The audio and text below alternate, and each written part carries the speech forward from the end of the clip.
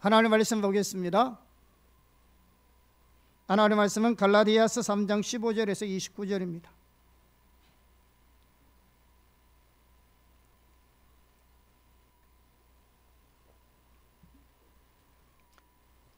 같이 합독하겠습니다. 형제들아, 내가 사람의 예대로 말하노니 사람의 언약이라도 정한 후에는 아무도 폐하거나 더하거나 하지 못하느니라. 이 약속들은 아브라함과 그 자손에게 말씀하신 것인데 여럿을 가리켜 그 자손이라 하지 아니하시고 오직 한 사람을 가리켜 내 자손이라 하였으니 곧 그리스도라. 내가 이것을 말하노니 하나님께서 미리 정하신 언약을 430년 후에 생긴 율법이 폐기하지 못하고 그 약속을 헛되게 하지 못하리라. 만일 그 유업이 율법에서 난 것이면 약속에서 난 것이 아니니라. 그러나 하나님이 약속으로 말미암아 아브라함에게 주신 것이라. 그런즉 율법은 무엇이냐? 범법함으로 더하여진 것이라. 천사들을 통하여 한 중보자의 손으로 베푸신 것인데 약속하신 자손이 오시기까지 있을 것이라. 그 중보자는 한 편만 이해한 자가 아니나 하나님은 한 분이시니라. 그러면 율법이 하나님의 약속들과 반대되는 것이냐? 결코 그럴 수 없느니라. 만일 능히 살게 하는 율법을 주셨더라면 의가 반드시 율법으로 말미암아 서리라. 그러나 성경이 모든 것을 죄 아래 가두었으니 이는 예수 그리스도를 믿음으로 말미암는 약속을 믿는 자들에게 주려 함이라. 믿음이 오기 전에 우리는 율법 아래에 매인 바 되고 계시될 믿음의 때까지 갇혔느니라. 이같이 율법이 우리를 그리스도께로 인도하는 초등교사가 되어 우리로 하여금 믿음으로 말미암아 어렵다함을 얻게 하려 함이라. 믿음이 온 후로는 우리가 초등교사 아래에 있지 아니하도다. 너희가 다 믿음으로 말미암아 그리스도 예수 안에서 하나님의 아들이 되었으니 누구든지 그리스도와 합하기 위하여 침례를 받은 자는 그리스도로 옷 입었느니라. 너희는 유대인이나 헬라인이나 종이나 자유인이나 남자나 여자나 다 그리스도 예수 안에서 하나이니라. 너희가 그리스도의 것이면 곧 아브라함의 자손이요 약속대로 유업을 이을 자니라. 아멘. 자, 오늘 하나님 말씀에 보면 특별히 16절에 보면 이 약속들은 아브라함과 자손들에게 약속하신 말씀이다. 이게 무슨 말씀이냐 그러면 오늘 본문의 말씀은 창세기의 배경을 두고 있습니다. 창세기 보면 하나님께서 아브라함에게 이렇게 약속하셨습니다. 창세기 12장 2절에서 3절을 보겠습니다. 시작. 내가 너로 큰 민족을 이루고 내게 복을 주어 내 이름을 창대하게 하리니 너는 복이 될지라. 너를 축복하는 자에게는 내가 복을 내리고 너를 저주하는 자에게는 내가 저주하느니 땅의 모든 족속이 너로 말미암아 복을 얻을 것이라 하신지라. 자, 이렇게 하나님께서 아브라함에게 너로 인하여 천하 만민이 복을 받을 것이다 라고 말씀하고 있습니다. 그러고 난 뒤에 독자 이삭을 바친 번제 사건 직후에 하나님은 다시 아브라함에게 이렇게 약속하십니다. 창세기 22장 17절 18절 보겠습니다. 내가 너에게 큰 복을 주고 내 씨가 크게 번성하여 같이 일자 소리 안 하면 안 읽는가 본데 뭐 교회 처음 나오는 사람인데 다시 보겠습니다. 시작. 내가 너에게 큰 복을 주고 내 씨가 크게 번성하여 하늘의 별과 같고 바닷가의 모래와 같게 하리니 내 씨가 그 대적의 성문을 차지하리라. 또 내 씨로 말미암아 천하 만민이 복을 받으리니 이는 네가 나의 말을 준행하였음이니라 하셨다 하니라. 자, 여기 보시면 하나님께서 아브라함에게 약속을 주실 때에 아브라함에게만 주신 것이 아니고 그의 후손인 씨로 말미암아서도 동일한 약속을 주신 것을 볼 수 있습니다. 즉 아브라함의 후손인 그 씨로 말미암아 천하 만민이 복을 얻게 될 것이다 라고 말씀하고 있습니다. 자, 그래서 오늘 본문에 이렇게 썼습니다. 창세기 22장에서 말하고 있는 그 씨가 바로 예수 그리스도다라고 말씀하고 있습니다. 다시 말하면 아브라함에게 주신 하나님의 약속이 예수님을 통해서 예수 믿는 우리에게도 동일하게 주시는 약속이라는 말씀입니다. 그런데 이 약속은 율법이 오기 전에 430년 전에 믿음의 조상인 아브라함을 통해서 우리에게 주신 약속이라는 겁니다. 그러므로 율법이 이 약속을 폐기할 수 없다는 겁니다. 율법이 이 약속을 폐기할 수 없다는 이 말이 무슨 말이냐 하면 믿음의 조상 아브라함을 통해 주신 하나님의 유업은 우리의 행위나 우리의 노력으로 받은 것이 아니고 오직 예수 그리스도의 십자가의 공로를 믿음으로 얻을 수 있다는 것을 말하고 있습니다. 하나님의 모든 유업은 하나님의 은혜로 말미암아 믿음으로 얻습니다. 우리의 행위나 선행이나 노력으로 받는 것이 아닙니다. 우리가 익히 우리의 구원은 우리의 행위로 말미암지 않는다, 오직 믿음으로 말미암아 구원을 얻는다, 이렇게 우리가 알고 있지만 구원뿐만 아니라 하나님께서 우리에게 약속하신 모든 하나님의 유업과 은혜는 모두가 약속으로 주어진 것이기 때문에 예수 그리스도를 믿음으로 받습니다.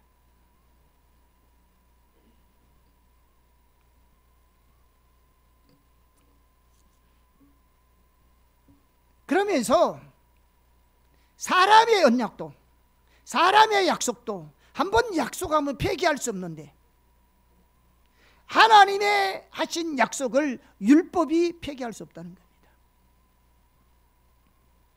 그런데 그 하나님이 주신 약속 유업이 수없이 많은데 그중에 특별히 우리가 3장에서는 성령을 우리 가운데 주시고 성령의 능력이 우리 가운데 역사하는 이 성령도 약속으로 주셨고 또 거룩한 삶도 하나님이 우리에게 약속으로 주신 것이라고 말씀하고 있습니다. 그래서 오늘은 지난 시간에는 우리가 성령과 복음에 대해서 살펴봤는데요, 오늘은 거룩함과 믿음에 대해서 같이 살펴보기를 원합니다. 첫째, 거룩함의 두 가지 의미. 자, 먼저 우리가 오늘 본문 27절을 우리가 같이 한번 다시 보겠습니다. 27절 같이 읽어볼까요? 시작. 누구든지 그리스도와 합하기 위하여 침례를 받은 자는 그리스도로 옷 입었느니라. 자, 우선 너희가 예수와 합하여 침례를 받은 자라는 말은 어떤 의미냐면 성경에서 말하는 침례는 단순하게 침례 의식만을 말하는 것이 아닙니다. 침례는 예수 그리스도를 자신의 구주와 주님으로 믿고 구원받은 자가 믿음의 정표로 받는 것입니다. 그래서 침례는 신자의 침례입니다. 믿는 자가 받는 것이 침례입니다. 침례를 받음으로 구원받는 것이 아니고 예수를 믿고 구원받은 자가 그 믿음의 정표로 하나님 앞에 순종함으로 받는 의식이 침례입니다. 그러므로 여기서 침례를 받은 자라는 말은 다른 말로 표현하면 예수를 믿는 자다라는 말입니다. 침례를 받는다는 것과 예수를 믿는 자라는 말은 같은 말입니다. 왜? 예수를 믿으니까 받았거든. 그래서 침례를 받았다는 말은 예수님을 믿었다는 말입니다. 자, 그러면서 침례를 받은 자는 그리스도로 옷 입었느니라 라고 말씀하고 있습니다. 다시 말하면 이미 옷을 입었다, 이렇게 말하고 있습니다. 자, 반면에 로마서 13장 14절을 보겠습니다. 같이 보겠습니다. 시작. 오직 주 예수 그리스도로 옷 입고 정욕을 위하여 육신의 일을 도모하지 말라. 자, 아까 우리가 본문에서는 뭐냐, 우리가 침례를 받은 자는 그리스도로 옷 입었다 이렇게 말하고 있습니다. 입은 거죠. 그런데 여기서는 뭐냐? 옷을 입어라 이렇게 또 말하고 있습니다. 그리스도로 옷 입었다? 그리스도로 옷 입어라 이 말이 무슨 말일까요? 예수님을 갖다가 우리가 겉옷한 거 입는다는 말일까요? 그 말이 아닙니다. 여러 가지 의미가 있는데 한마디로 말하면 뭐냐? 그래서 옷 입었다, 옷 입으라는 말은 그리스도를 닮아가는 삶을 말합니다. 다시 말하면 거룩한 삶을 말하고 있습니다. 그래서 우리가 옷 입었다 이런 말은 예수 그리스도로 말미암아 거룩하여졌다 이 말입니다. 반면에 옷 입으라는 말은 뭐냐? 거룩한 삶을 살아라는 말입니다. 그래서 성경을 보면 우리는 그리스도를 믿음으로 이미 거룩하여졌습니다. 그러나 한편에는 우리는 거룩하기 위하여 모든 노력을 다하라고 말씀하고 있습니다. 그래서 거룩하면은 두 가지 의미가 있습니다. 하나는 신분적인 거룩함이고 하나는 지속적인 성화, 지속적인 거룩함입니다. 자, 이것을 우리가 잘 이해해야 거룩한 삶을 살아갈 수 있습니다. 자, 먼저 성경은 신구약 모두가 하나님의 백성들을 가리켜서 거룩한 자들이라고 선포하고 있습니다. 이것은 신분적 거룩함이라고 합니다. 우선 출애굽기 19장 6절을 보겠습니다. 시작. 너희가 내게 대하여 제사장 나라가 되며 거룩한 백성이 되리라. 너는 이 말을 이스라엘 자손에게 전할지니라. 자, 하나님께서는 이스라엘 자손에게 너희는 거룩한 백성이다 이렇게 말하고 있습니다. 이스라엘 백성들이 왜 그러냐? 아닙니다. 고린도전서 1장 2절을 보겠습니다. 시작. 고린도에 있는 하나님의 교회 곧 그리스도 예수 안에서 거룩하여지고 성도라 부르심을 받은 자들과 또 각처에서 우리의 주 곧 그들과 우리의 주 되신 예수 그리스도의 이름을 부르는 모든 자들에게. 자, 바울은 지금 고린도 교회를 향해서 뭐라고 부르고 있느냐? 성도라 이렇게 불렀어요. 성도는 거룩한 백성이라는 말이에요. 그리고 너희는 거룩하여졌다 이렇게 말합니다. 그런데 고린도 교회가 어떤 교회입니까? 우리가 잘 알다시피 바울이 세운 교회 가운데 가장 세상적인 죄가 가득했던 교회가 고린도 교회입니다.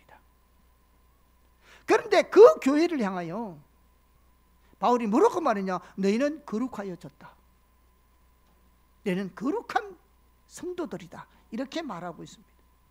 물론 그들이 도덕적으로 완전한 자라는 뜻이 아닙니다. 그러나 그들은 예수 그리스도로 말미암아 그들의 죄가 용서받고 거룩하다고 선포받은 하나님께 속한 백성이 되었다는 말입니다. 그러므로 신구약을 막론하고 거룩함은 근본적으로 우리가 어떤 일을 함으로 얻어내는 것이나 성취하는 것이 아님을 알 수 있습니다. 거룩함은 전적인 하나님의 은혜고 하나님의 사랑 때문에 우리에게 주어진 것입니다. 이렇게 우리는 예수 믿을 때 거룩한 자가 이미 되었습니다. 아멘. 우리가 이 사실을 깨닫는 것이 굉장히 중요합니다. 우리는 자신을 학대하지 말아야 합니다. 특히 크리스찬들은 나는 죽일 놈이야. 나는 타락한 사람이야. 난 아무짝도 쓸모없는 사람이야. 여러분, 이거는요 겸손한 사람이 아니에요. 크리스찬들이 이런 말 하는 사람들은 겸손한 사람이 아니고요, 자기를 학대하는 사람이에요. 그런 사람은요 거룩한 삶을 사는데 지장이 있어요. 여러분, 거룩한 삶을 사는 데는 자기를 하나님의 관점에서 올바로 이해하는 것이 굉장히 중요합니다. 자기를 가장 올바르게 인식하는 것은 있는 그대로 자기 자신을 받아들이는 것입니다. 하나님의 관점에서 나를 보는 것이 굉장히 중요합니다.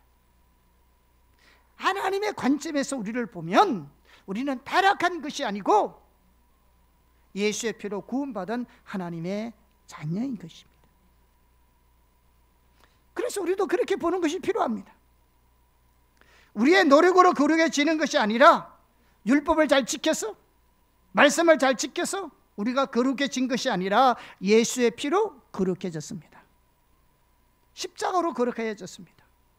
십자가 보혈의 공로를 믿는 모든 자는 제사함 받아서 거룩하여졌습니다.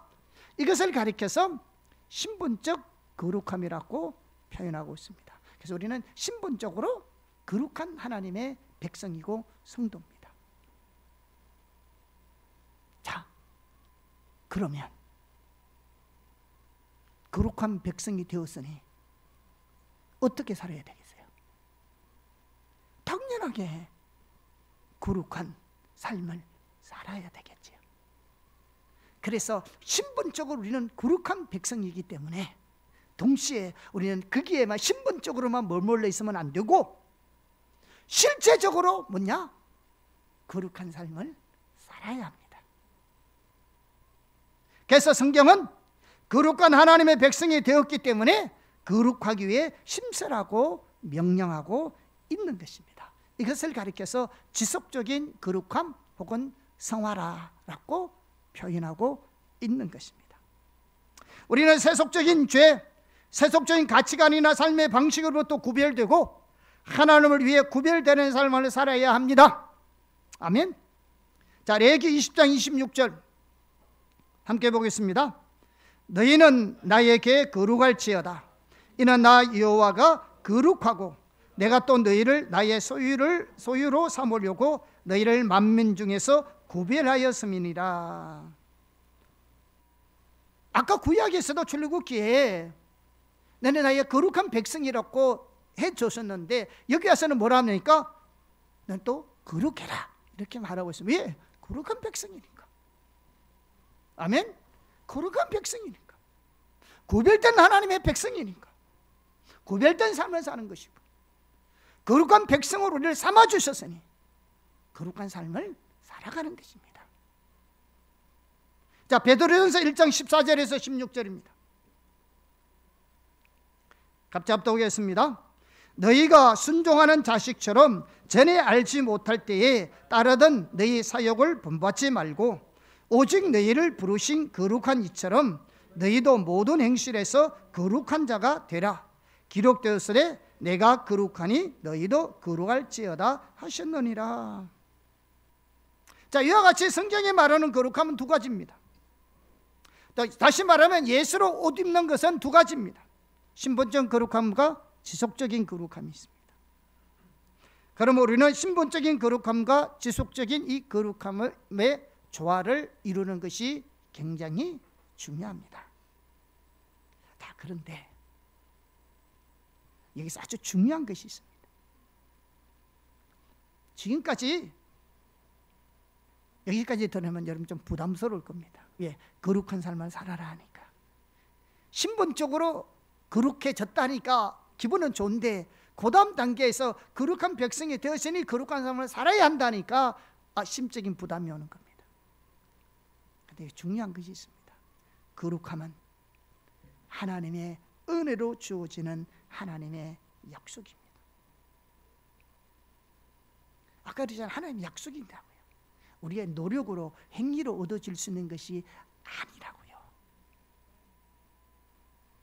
오늘 본문에 보면 거룩함이 두 가지 모두 다 신분적 거룩함이든 지속적인 성화의 삶이든 이 모두 다 십자가의 공로로 하나님의 은혜로 오직 믿음으로 우리에게 주시는 하나님의 약속이라는 것을 강조하고 있습니다. 우리 인간의 노력으로 계명을 잘 지켜서 얻어진 결과가 아닙니다. 이 모든 것은 하나님의 유업으로 우리에게 주신 겁니다. 하나님이 아브라함에게 약속으로 주신 유업으로 거룩한 것입니다. 우리가 거룩하게 된 것이 하나님의 유업으로 주신 것 때문에 거룩해졌다고요. 이것이 율법이 오기 430년 전에 이미 약속으로 주어진 것이기 때문에 율법이 폐할 수 없다는 거죠. 여러분, 이것을 아는 것이 매우 중요합니다. 왜 그것이 중요하냐? 아까 얘기했잖아요. 우리는 하나님의 은혜로 예수 그리스도를 믿어 거룩하여졌다는 말은 어느 정도 이해합니다. 그렇죠? 예수 믿고 우리가 깨끗해지고 거룩해져 의인이 되었다. 그런데 거룩한 삶을 살라 말하면 무슨 생각을 합니까? 우리의 노력으로 하나님의 말씀을 우리 삶 가운데 적용하고 지켜야 된다고 생각합니다. 또 많은 성도들이 이런 거룩한 삶을 살아라고 하는 말을 들으면 뭡니까?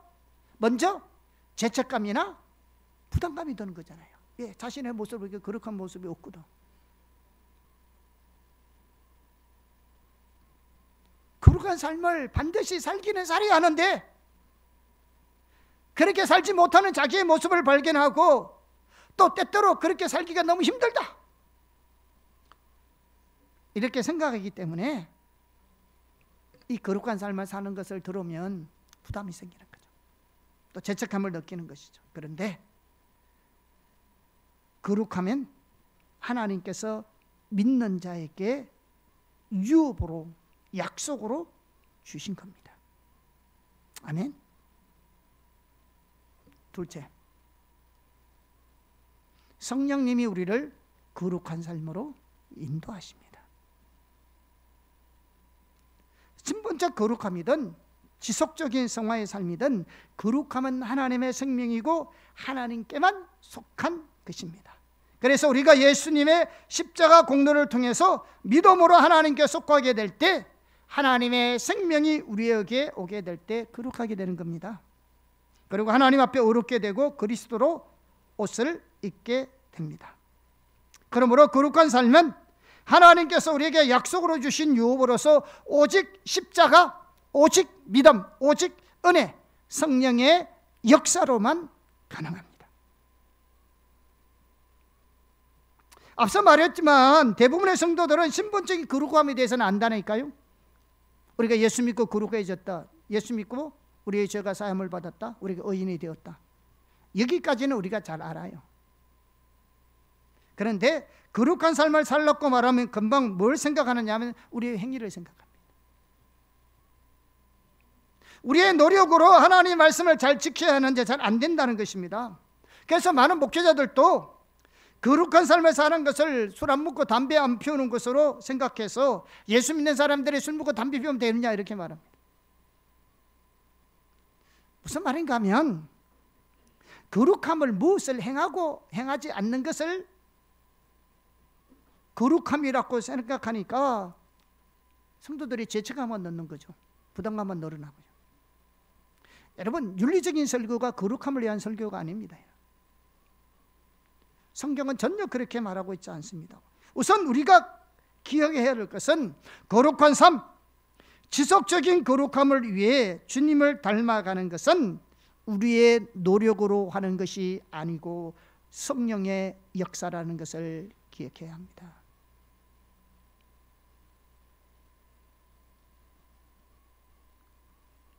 여러분에게 저는 많은 자유감을 드리겠습니다. 오늘 말씀은 굉장히 중요합니다. 우리의 노력으로 거룩한 삶을 사는 게 아닙니다. 성경 읽고 큐티하고 그 삶을 내 힘으로 적용하여서 살아내는 것이 아니라고요.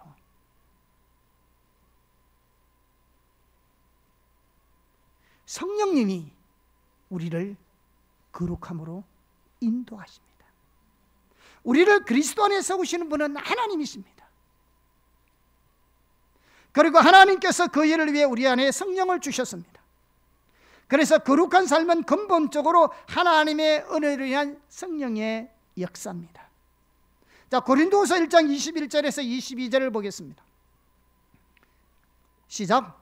우리를 너희와 함께 그리스도 안에서 굳건하게 하시고 우리에게 기름을 부으신 이는 하나님이시니 그것 또한 우리에게 인치시고 보증으로 우리 마음에 성령을 주셨느니라. 우리를 주님 안에서 굳건하게 세우져 가는 사람, 이게 하나님의 일이라고요. 우리가 우리의 노력으로 해내야 될 일이 아니고 우리가 믿음 안에서 강해지고 믿음 안에서 성숙해지고 주님의 모습으로 닮아가는 일이 내 일이 아니고 하나님의 일이라고요. 그 일을 위해서 성령을 우리 가운데 주셨다고요. 이게 내가 주님 모습 닮고 거룩한 삶을 살아내는 일, 말씀대로 살아가는 일이, 내 믿음을 견고하게 세워져 가는 일이 내 일이 아니고 하나님의 일이라고요. 이게 하나님이 하시는 일이라고요.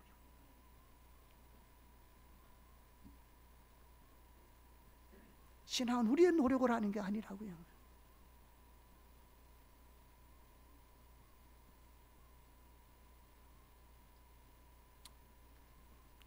그리스도 안에서 우리를 세우는 분이 하나님이십니다. 그리고 우리가 주님의 영광을 볼 때 우리가 주님의 형상으로 변화됩니다. 그것 또한 성령의 역사입니다. 자, 고린도후서 3장 18절입니다. 갖다 합독했습니다. 우리가 다 수건을 벗은 얼굴로 거울을 보는 것 같이 주의 영광을 보며 그와 같은 형상으로 변화하여 영광에서 영광에 이르니 곧 주의 영으로 말미암음이니라.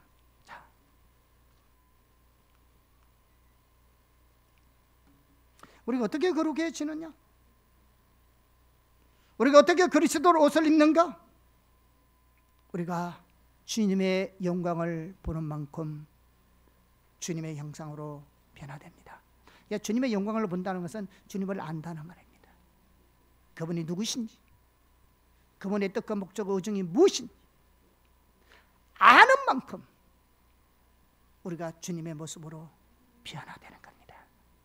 근데 이 일이 누구 일이라고요? 성령의 일이라고요. 비록 거울을 보는 거, 요즘 거울은 뭐 우리가 잘 보이지만 이때 성경에 서 있을 때 거울은 동거울 있잖아요. 동거울 이렇게 보면 희미하게 보이는. 그래서 지금은 거울을 보는 것 같이 이렇게 보는 것 같다는 말은 비록 우리가 희미하게 주님을 알지는 몰라도 우리가 주님의 영광을 보는 만큼 주님의 형상으로 변화됩니다. 주님을 아는 만큼 주님의 모습을 닮아가게 되어 있다요. 근데 이 일을 누가 한다고요? 이 성령의 역할이라고요.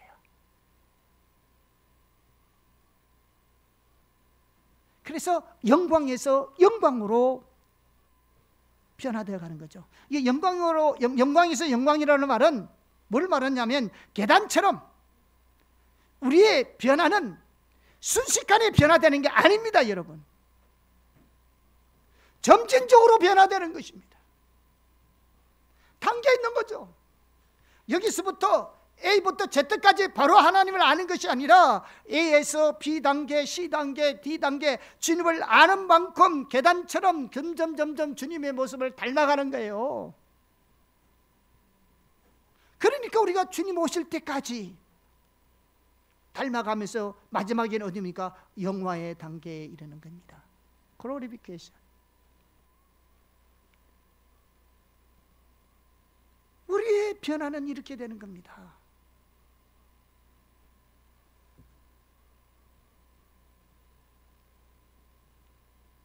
성화되는 사람은요, 금방 변화되는 것이 아닙니다. 은사와 성화는 다른 겁니다. 은사는 여러분이 그동안 없다가도 오늘 교회에 있다가 바로 문 앞에 나갈 때 여러분 하나님의 강력한 은사가 부어져서 놀란 능력의 일들이 나타날 수 있지만 성화는 그게 아닙니다.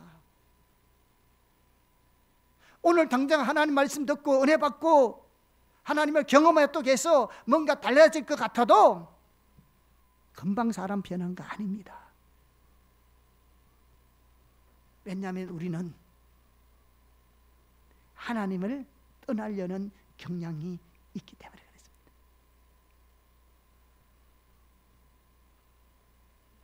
그래서 우리의 변화는 점진적으로 이루어지는 거예요. 성령을 통하여 어떻게 하나님을 아는 만큼 잘하는 겁니다.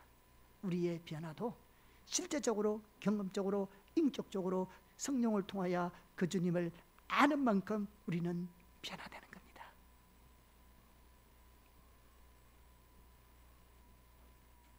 그 수준 이상 바뀔 수가 없어요. 교회 오래 다닌다고 바뀌는 게 아니에요. 성경 공부 많이 했다고 바뀌는 게 아닙니다. 성령을 통하여 실제적으로 인격적으로 그 주님을 아는 만큼 바뀌게 되어 있어요.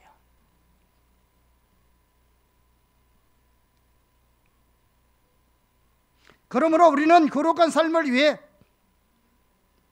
지속적으로 성령의 인도를 따라 사는 것이 중요합니다. 왜? 성령의 역할이니까요. 자, 갈라디아서 5장 16절입니다.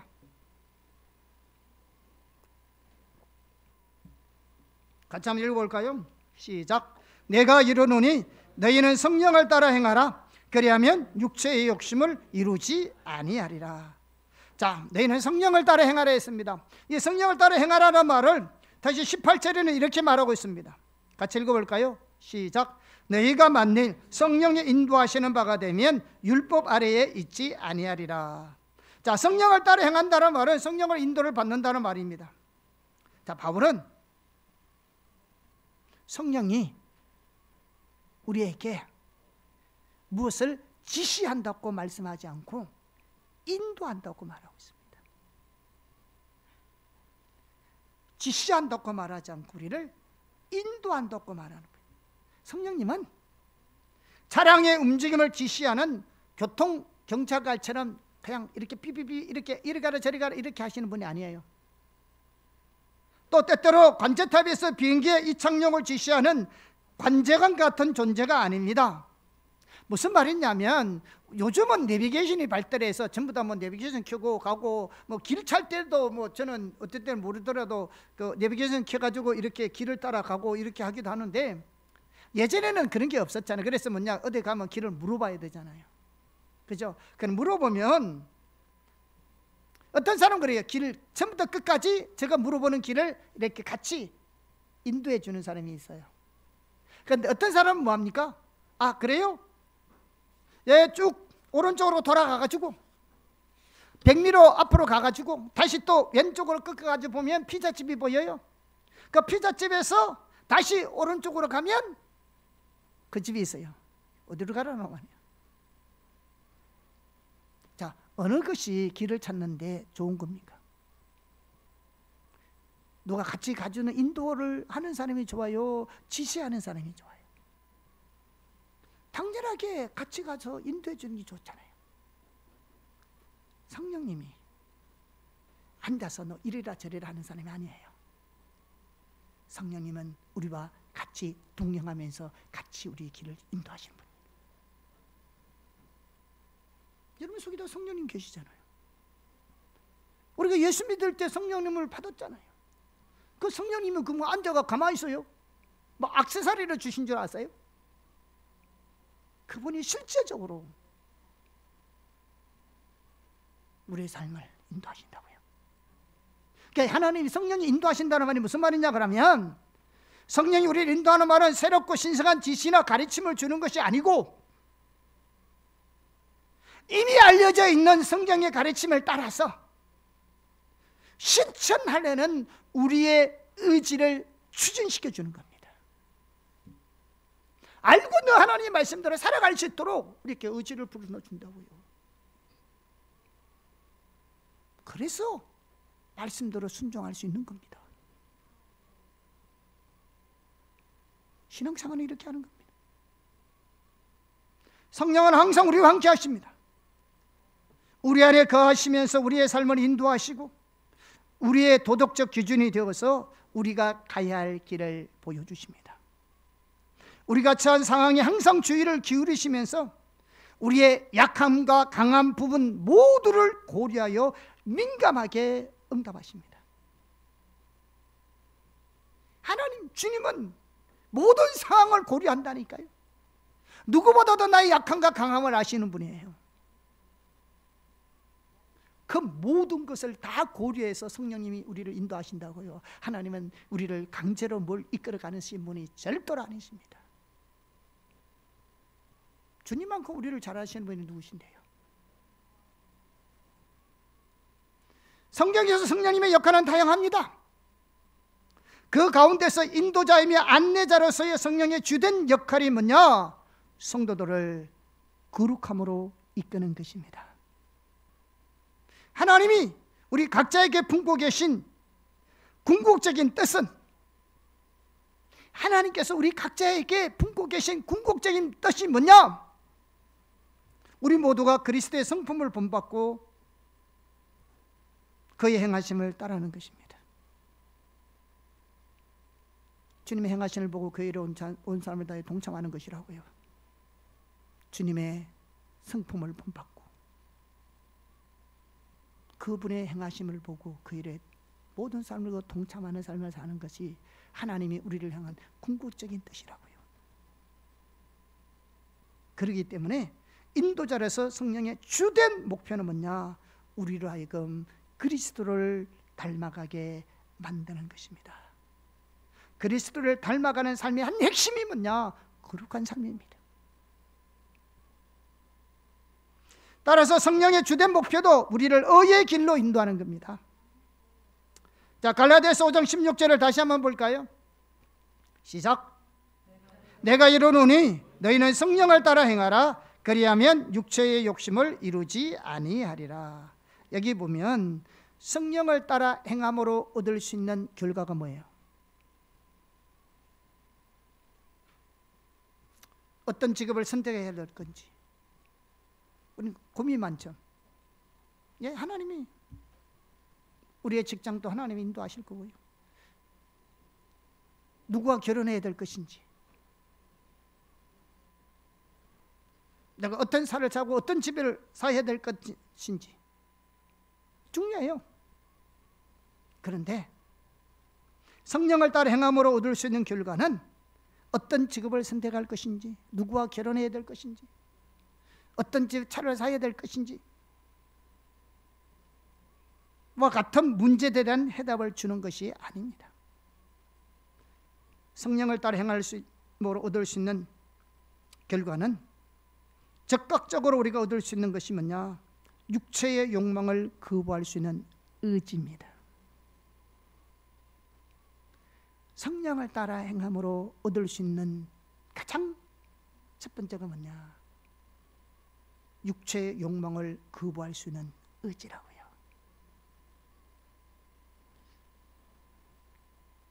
그러므로 바울이 우리에게 준 이 명령은요, 육체의 욕망을 따르지 말라는 그 이상의 의미를 지르고 있습니다. 우리는 어디다가 초점을 맞추고 있느냐? 육체의 욕망을 따라 거역하려는 것이 있어요. 육체의 욕심대로 살지 않으려는 우리의 노력이 있다고요. 그래서 성경은 그렇게 말하지 않습니다. 나는 성령의 인도를 따라 살아라. 그러면 육체의 소욕을 이길 수 있는 의지가 생긴다는 겁니다.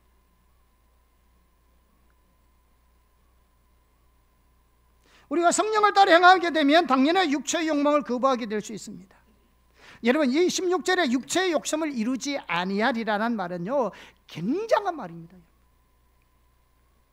이게 단순한 말이 아니고 육체의 욕심을 이루지 않는다는 말은 이 원어적인 말로 그냥 표현하면 이렇습니다. 육체의 욕심을 결코 이루지 아니라. 이 가능한 일이에요.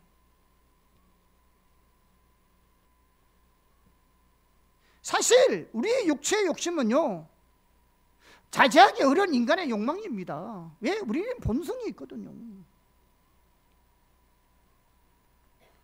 이 육체의 욕심은요, 내가 원하지 않아도 생기는 것이 육신의 본성입니다, 여러분. 우리의 노력이나 의지적 결단만으로 벗어날 수 없는 것이요, 육체의 욕심입니다. 그런데 이 욕심을 내 힘으로, 내 노력으로, 아무리 여러분이 거기서 벗어나려 해도요, 안 됩니다. 안 됩니다. 그런데 성경 말은요, 결코 육체의 욕심을 이루지 않는 일이 있다고요. 대단한 말입니다, 이거. 어떻게 할 때? 성령. 여러분, 육체의 욕심에서 승리할 수 있는 것은요, 우리가 어떤 뭐 인격적인 순수하고 뭐든 세미나다 다니고 뭐 어떤 우리 교육을 많이 받고 뭐 사회 운동하고 영적 심리 요법 뭐 등등등 이런데 아무리 찾아봐도요, 답 없습니다, 여러분.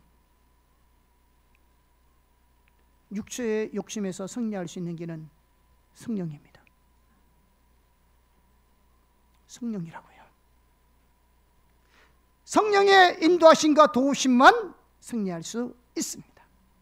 그래서 갈라디아서 5장 25절에도 이렇게 말하고 있습니다. 같이 볼까요? 시작. 만일 우리가 성령으로 살면 또한 성령으로 행할지니 라고 말씀하고 있습니다. 자, 여기서 25절에 성령으로 또 행하라고 하는데 16절에도 성령으로 행하라는 말과는 달라요.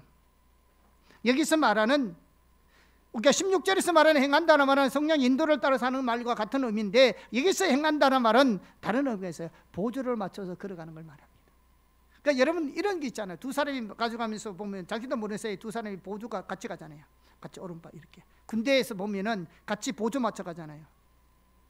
성령님과 함께 행하라는 말은 성령님과 함께 보조를 맞춰서 걸어가라는 말이에요.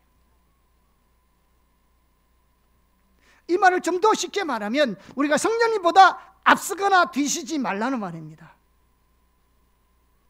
성령이 인도하는 만큼 가고, 성령이 인도하는 속도에 맞춰 가고, 성령이 행하기를 원하는 일을 하는 것을 말합니다. 성령이 가는 곳에 가고, 성령의 음성을 듣고, 그분의 뜻을 분별하고 그분의 인도를 따르는 겁니다. 그래서 성령보다 앞서도 하는 거고 성령보다 뒤서도 안 됩니다. 성령과 같이 가는 겁니다. 니들 인도는 누가 한다고요? 성령님이 해요. 내가 하는 게 아니에요. 여러분 인생, 여러분이 스스로 인도 가보세요. 여러분의 인생을 여러분 스스로의 힘으로 가보시라고요.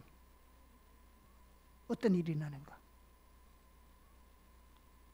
우리는 거룩한 삶뿐만 아니라 우리의 삶의 모든 영역에 성령님과 보조를 맞추고 성령의 인도를 따라 움직여야 합니다. 성령보다 앞서면 안 됩니다. 그래서 늘 목사님들 하는 말이 있습니다. 성령보다 기도보다 앞서지 말아라. 앞서지 말아야도 되지만 뒤처져도 안 돼요. 성령님이 인도하시는 대로 움직여야 돼요. 그게 반응을 보여야 한다고요. 그게 내가 결단하고 그게 하나님 인도를 따라 걸어가야 한다고요. 이렇게 성령을 따라 걸어가면 주위에 널려있는 도덕적 위험의 요소들을 피할 수 있다는 것을 말하고 있습니다. 여러분, 성경에서 하나님의 백성들이 해서는 안 될 일들을 안 하려고 해서는 안 하는 것이 아닙니다. 여러분, 죄를 안 지으려면 안 지을수록 더 짓게 되잖아요. 여러분 그런 경험했을 겁니다. 말씀대로 살려고 했는데도 안 돼요. 왜 그런지 아세요? 그게 우리의 노력으로 되는 게 아니거든요. 거룩함은 성령님이 우리를 인도하시는 겁니다. 자, 이렇게 주님 앞에서 거룩해지는 것은 우리가 이미 거룩하여졌지만 아울러 거룩함에서 자라나야 합니다. 아멘. 이미 우리는 거룩하여졌습니다.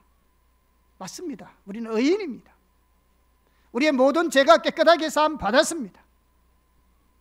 그러나 동시에 우리는 끊임없이 주님의 형상으로 변화되어 가야 합니다. 그런데 그것이 성령의 역사입니다. 성령님이 우리를 거룩함으로 인도하십니다. 그러므로 우리는 성령의 인도를 따라 순종하는 삶을 살아야 합니다. 아멘. 자, 세 번째. 자, 그러면 거룩함을 위해서 우리의 모든 노력을 다하라는 것은 무엇을 의미하는가? 자, 그러면 거룩함을 위해서는 그러면 우리 노력 필요 없는가? 근데 성경은 하라거든. 자, 그 의미를 어떻게 이해해야 할 것이냐? 자, 우선 히브리서 12장 14절을 보겠습니다. 자, 여기에 보면 그리스도인들이 반드시 추구해야 할 두 가지를 말하고 있는데 그 중에 뭐냐? 화평함과 거룩함입니다. 자, 같이 읽어볼까요? 시작. 모든 사람과 더불어 화평함과 거룩함을 따르라.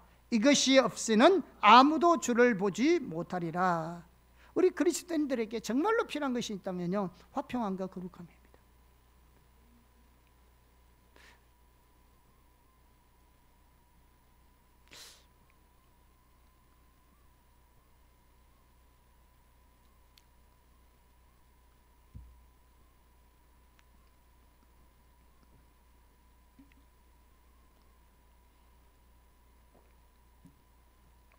여러분 올림픽 보셨어요?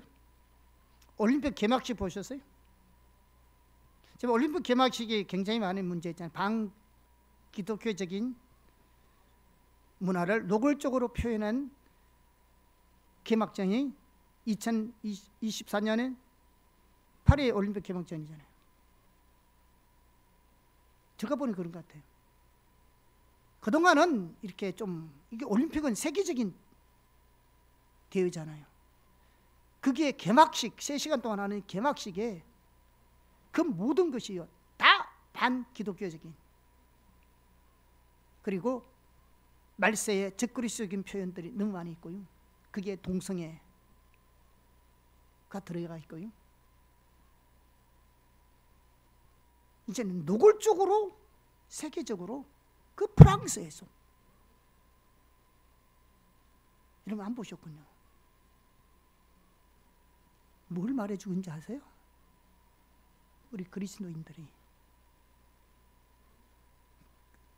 그리스도인답게 사는 것이 점점점 힘들어지는 세상 속에 있다는 겁니다. 정신 똑바로 차려야 합니다.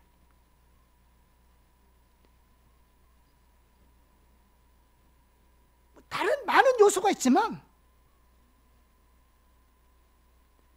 지금 우리 현실의 세상에 이 돌아가는 문화는 그리스도인들이 하나님의 법을 따라 살아가는 것이 점점 힘들어지는 세상 속에 있다고요. 여기에 대단한 담대함이 없으면 안 된다고 지난주 우리가 살펴봤지만, 진리에 서려면 담대함이 있어야 된다는 거죠. 신앙을 지키고 진리를 지키고 위해서는 우리가 보통 믿음의 사람이 되지 않고는 안 됩니다. 세상 문화가 그래요. 이제는 노골적으로 전 세계, 어떻게 그런 노골적인 개막식 교육을 표현할 수 있을까요? 여러분 안 보셨군요. 요즘 동영상 많이 나와 있어요. 그 개막전에 반기독교적인 문화, 기독교적인 관점에서 해놓은 거 여러분 꼭 하면서 그거 시간 있도록 보셔야 됩니다. 시대가 어떻게 지금 변하고 있는지.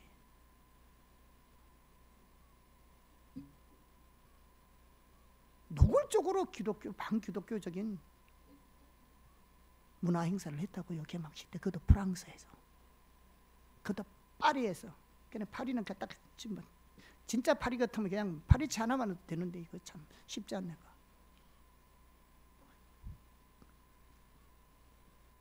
우리가 그렇게 살고 있어요. 지금 이 시대에 어느 때보다도 거룩함이 필요한 시대입니다. 거룩함이라 이건 구별된 삶이죠. 다른 말을 하면 하나님 백성답게 사는 거죠.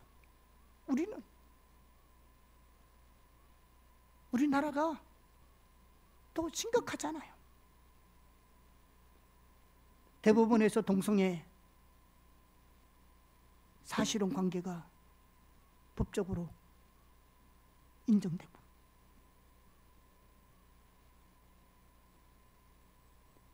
차별금지법이 끊임없이 국회에서 입법화되려고 하고 있는 이 시대 속에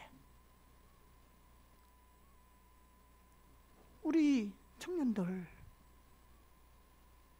우리 일서생들,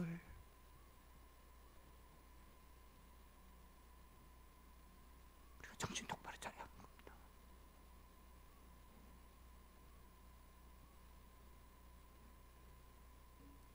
어느 때보다도 우리가 구별된 삶에 하나님 은혜가 필요한 겁니다. 그걸 우리 힘으로 살아야 된다고요? 우리의 힘으로 그것을 이겨낼 수 있다고요? 아닙니다. 철저한 성령으로 기름 부음 받아야 합니다. 성령의 은혜가 필요한 겁니다.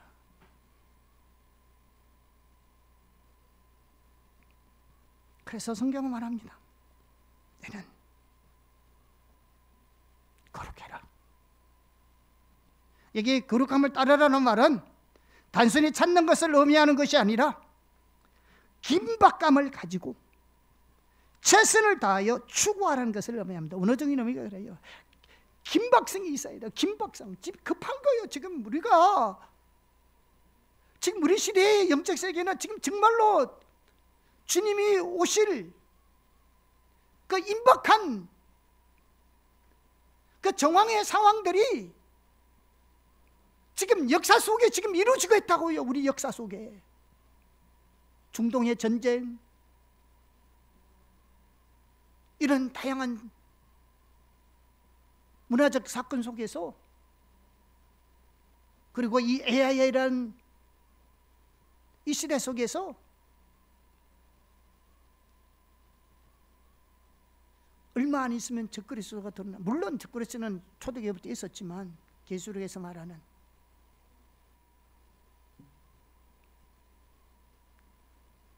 우리 시대가 지금 이런 시대에 있다고요.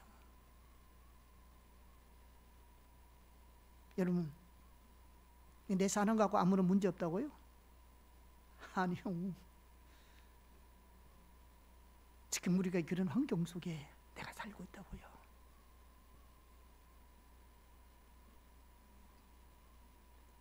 긴박성이 있어야 합니다. 그리고 최선을 다해 추구해야 할 것이 화평함과 거룩함이라고요. 다시 말하지만 거룩함은 하나님의 유업이고 하나님의 약속입니다. 그거 십자가 복음으로 가능하고 성령의 역사로 가능하고 믿음으로 가능합니다. 그리고 우리가 주님의 영광을 본 만큼 날마다 주님 변화되고 주님을 닮아갑니다. 자, 그러면 긴박함을 가지고 거룩한 삶을 살기 위해서 최선을 다하라고 하는 말은 무슨 말이냐는 거죠. 그러면 헷갈리잖아요. 이게 다 성령의 역사고 성령의 일인데, 하나 우리에게 주신 유업인데, 그런데 또 긴박성을 가지고 최선을 다해서 거룩한 삶을 살아라고 말하는 것은 무슨 말이냐는 거죠. 응? 인간의 노력으로 계명을 지켜 거룩함을 이루는 것이 아니라면 거룩하기 위해 모든 노력을 다하라는 말이 무슨 말인가? 자, 이 말씀이 이랬습니다. 잘 들으세요. 우리의 모든 신앙생활은 성령의 조명으로 주님의 영광을 보는 만큼 우리는 거룩해집니다. 그래서 우리가 주님의 형상으로 닮아간다는 것은 주님의 자신과 우리의 모습을 성령을 통해서 비추실 때, 그때 비로소 우리는 변화될 수 있습니다. 그러나 주님께서 우리 자신을 주님 자신과 주님의 뜻과 목적, 의정을 우리에게 계시하실 때에, 또 주님의 빛을 우리에게 비춰주실 때에 어떤 일이 나냐면 우리 속에 좋지 않은 모습들, 죄된 모습들, 부정한 모습들, 부충한 모습들, 잘못된 모습들이 보여집니다. 그러니까 이때 보여주는 건요, 사람들이 우리를 지적하는 것과 달라요. 여러분, 사람들 여러분 지적한다고 절대로 바뀌지 않습니다. 사람 안 바뀌어요. 우리 자꾸 그렇잖아요. 뭐 자꾸 지적하잖아요. 여러분, 지적한다고 바뀌는 게 아닙니다. 그리고 지적하면 사람 기분 나빠요. 근데 성령님이 우리의 잘못된 부분들을 들춰내면 기분 나쁘지 않아요. 그렇게 되면 진짜로 애통하게 되고요, 그 삶에서 돌이키기를 원하는 열망이 생깁니다. 이때 무엇이 필요한지 아세요?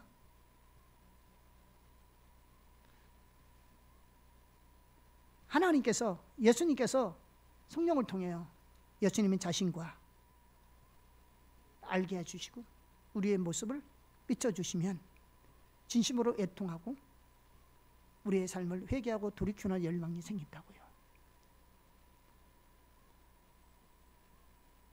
이때 무엇이 필요한지 아세요? 이때 하나님이 보여주신 부분들을 순종하기 위해서 헌신과 조정을 하기 위한 노력이 필요합니다. 즉 상당한 희생과 결단이 필요합니다. 우리의 수많은 노력이 여기에 들어갑니다. 성령님 하시고 있는데 반응을 보여야 될 거 아니에요. 가만히 있으면 돼요? 아니잖아요. 우리를 거룩함으로 인도하신 분이 성령님이에요. 그래서 성령을 통해서 주님을 더 알게 하시고 그분의 오종한 뜻을 우리에게 알려주시고 주님의 마음을 알려주시고 우리 삶 속에 있는 하나님께 불순종하는 모습들, 옳지 못한 마음의 자세와 태도들, 그런 생각들, 행실들 보여주시면 뭐 해야 돼요? 그게 회개하고 돌이키고 하려면 뭐합니까? 조종해야 되잖아, 삶에. 이때 우리에게 노력이 필요한 거예요. 우리가 헌신하고 결단해야 하잖아요. 실제로 사는 거는 누가 살아야 돼요? 내가 해야 되잖아요. 성령님이 다 해놨어. 다 알려줘서. 그럼 이제는 누가 해야 돼? 나 해야 되잖아. 이게 우리가 노력하라는 말이 이 부분이에요. 네가 움직이라는 말이에요.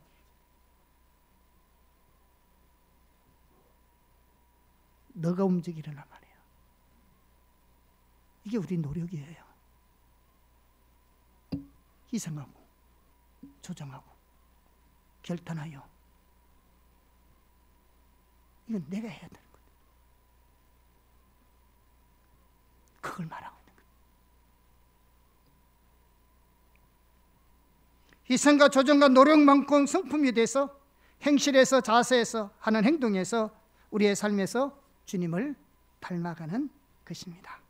그런데 이 노력 또한 하나님의 은혜로 가능합니다. 은혜와 노력이 상반되는 것이 아닙니다, 여러분. 은혜와 행위는 상반되는 것이 절대로 아닙니다. 사도 바울이 뭐라고 말했습니까? 내가 다른 모든 사도보다 더 많이 수고하였으니 내가 한 것이 아니라 하나님의 은혜가 했다고 말합니다. 사도 바울은 실제로 수고했습니다. 예, 수고한다는 말은 코피 나도록 일했다는 말입니다. 그런데 그 실제로 자기가 했지 누가 했겠어요? 그런데 내가 이렇게 코피 나도록 수고한 것이, 아이고, 코피 나도록은 표준말입니다. 코피 나도록 수고했는데 그 누가 했다고? 내가 한 것이 아니라 뭐 있다? 하나님의 은혜가 있다는 겁니다.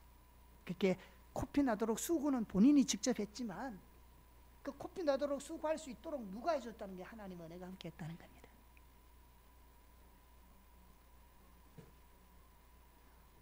노력 또한 하나님의 은혜로 가능한 겁니다. 우리가 하나님의 행하심을 깨닫고 하나님의 뜻을 깨닫고 하나님을 더 알게 되는 것도 하나님의 은혜고, 그 하나님의 뜻을 깨닫고 그 인도하심을 따라 삶을 조정하고 대가를 지불하고 순종하는 것도 하나님의 은혜입니다. 다. 여러분이 공부를 하는데 하나님 앞에 내 공부 잘하게 해주세요 이렇게만 기도하고 있으면 될까요? 안 될까요? 아니죠. 실제로 공부해야죠. 밤새워서 공부해야죠. 여러분, 노력이란 게 뭐예요? 여러분, 노력이 뭐예요? 아니, 일반적으로 노력이 뭐라고 생각하세요? 내가 열심히 노력했는데, 내가 열심히 노력했는데 하잖아요. 그건 노력이 뭐예요? 여러분이 노력이 뭐라요? 제가 들었는데요. 노력은 남들이 다 하는데, 같이 남들이 다 10가지, 10가지 일을 하잖아요. 남들이 하는 만큼보다 조금 더 하는 게 노력이래요. 그 분량이 노력이래요. 남들만큼 하는 것이 무슨 노력이에요? 남들도 다 하는 게 그건 노력이 아니래요. 근데 남들도 다 같이 하면서도 남들보다도 조금 더 하는 게 그게 이제 그 부분이 노력이래요. 얼만큼 노력 더 많이 했냐 이거잖아요. 여러분, 남들하고 똑같이 하는 거는 노력이 아니에요. 그건 남들도 다 하는 건데 뭐가 노력? 그 정도도 안 하고 어떻게 살겠어요? 남들 하는 만큼도 안 하고 살려면 안 되잖아요. 그건 노력이 아니고요. 그 정도는 우리가 해야 될 일들이에요. 그런데 노력하는 사람은요, 남들이 다 같이 10시간을 공부한다고 생각해 보세요. 근데 나는 2시간도 공부하는 게, 1시간도 공부하는 게 그게 노력이에요. 그만큼 하는 게 더 노력이라고요. 그런 사람을 가르쳐야 참 이 사람은 많이 노력하는 것이, 남보다는 못하면서도 자기들마다 열심히 한다고 나는 내 나름대로 노력했다, 그건 노력도 아니에요. 그건 노력이에요.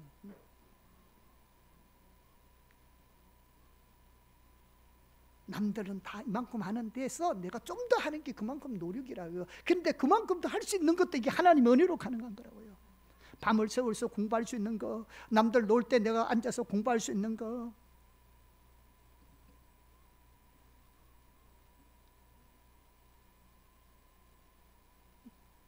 그거요 하나님의 은혜입니다. 여러분 의지로 가능하다고 생각하세요?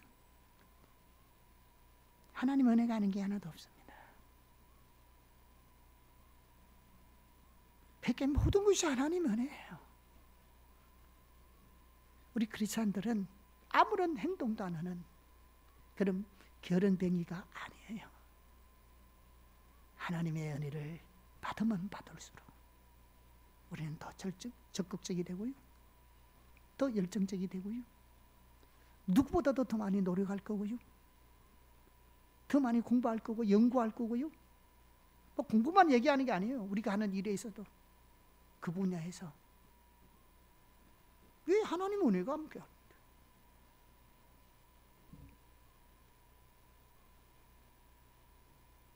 여기에 노력이 있는 겁니다. 하나님 이렇게 말씀하실 때 조종하고 희생하고 결단하는데 그 따라가야 되잖아요. 그럼 우리가 해야 되잖아요. 그런데 그 할 수 있도록 해주시는 분도 누구다? 이게 하나님의 은혜라고요.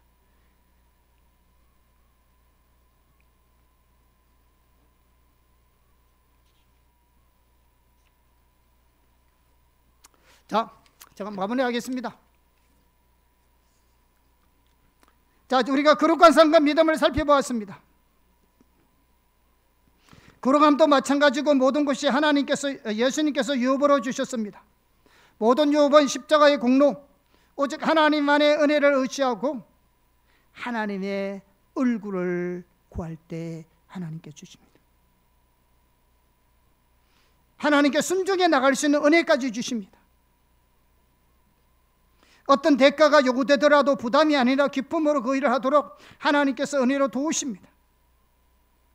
우리 가운데 주님의 뜻이 이루어지는 것도 정확하게 같은 것입니다. 인간의 뜻으로, 인간의 노력으로 하나님 일을 행하면서 하나님의 뜻대로 행한다고 할 수 없습니다. 하나님 뜻도 모르는데 어떻게 하나님의 뭘 기쁘시게 하는 삶을 살 수 있습니까? 아무리 자신이 열심히 노력한다 할지라도요, 하나님의 뜻을 모르면요 하나님과 상관없는 일이 되기 일쑤입니다. 제가 그동안 그래 봤습니다. 오히려 주님의 뜻이 이루어지는 것도요 하나님께서 우리에게 주신 유업입니다. 하나님의 약속이 우리에게 이루어지는 것도 하나님의 유업이라고요. 이게 내 노력으로 성취되는 것이 아니고 하나님이 우리에게 주신 유업이라고요. 그런데 이 모든 것이 하나님의 유업이고 약속이고 은혜로 믿음으로 우리에게 주어지는 것이기 때문에 우리에게 필요한 자세가 뭐냐?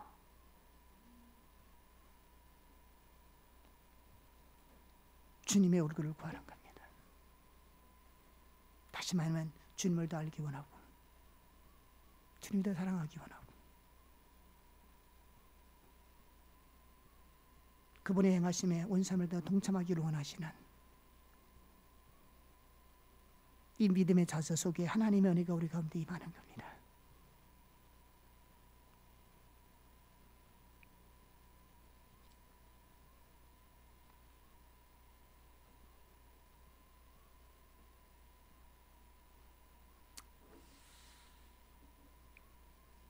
그리고 그것을 이루기 위해서 대가와 조정과 희생과 노력이 필요하지만 그러한 노력마저도 은혜로 우리에게 도와주십니다. 그래서 우리의 삶은 주님의 뜻대로 조정할 수 있고 따라갈 수 있습니다. 똑같은 방법으로 우리의 삶 가운데 주님의 뜻이 이루어집니다. 이게 하나님 일하시는 방법입니다. 그러므로 우리가 주님의 얼굴을 더 구하는 삶, 주님의 십자가의 공로를 믿음으로 의지하는 삶을 배우게 될 때 하나님 모든 유업, 하나님의 약속이 우리 가운데 이루어집니다. 아멘. 이게 신앙생활, 이게 복음이에요. 우리가 신앙생활은 이렇게 하는 겁니다. 저와 여러분의 삶 속에 성령님 우리 가운데도 기름을 부으시고 은혜를 베풀어 주셔서 주님을 더 알게 하시고 주님 보증을 더 알게 하셔서 우리를 거룩한 삶으로 인도해 주시기를 축복합니다.